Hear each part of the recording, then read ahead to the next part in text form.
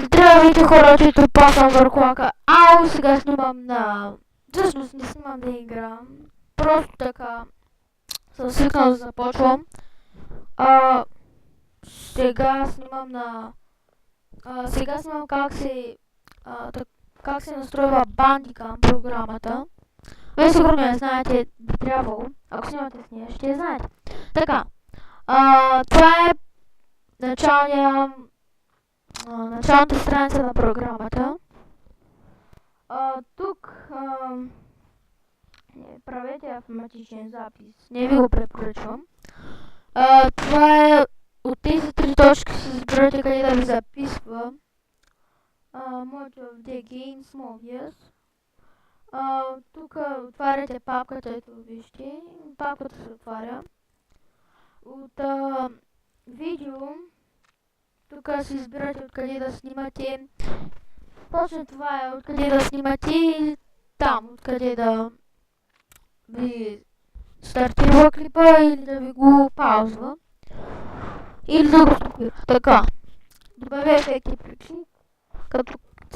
Като натисна копче, трябва да виждате как нещо около мишката ми се появява. Това е ефекта при клик.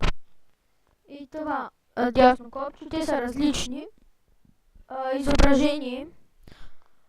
Тук може да видите клавиша за снимане F11 е моя. Вие може да го сменяте като цъкнете и си избирате за кой. Моята е F11, така. Тук за, ако искате да се регистрирате, ако нямате регистрация е много важно. Не може да снимате. Не че не може да снимате само по 10 минути. Това аз направих регистрация, първо не знаех как. Но да кача клип как се прави регистрация. Ще видим. И целева. Това е...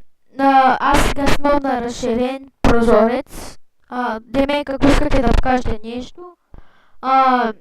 Това е за... Ако снимате на игра или така да се появяват FPS отстрани. Това е Bandicam. Много съм доволен тази програма. И пробвайте и това беше от мен, да съм ви помогнал.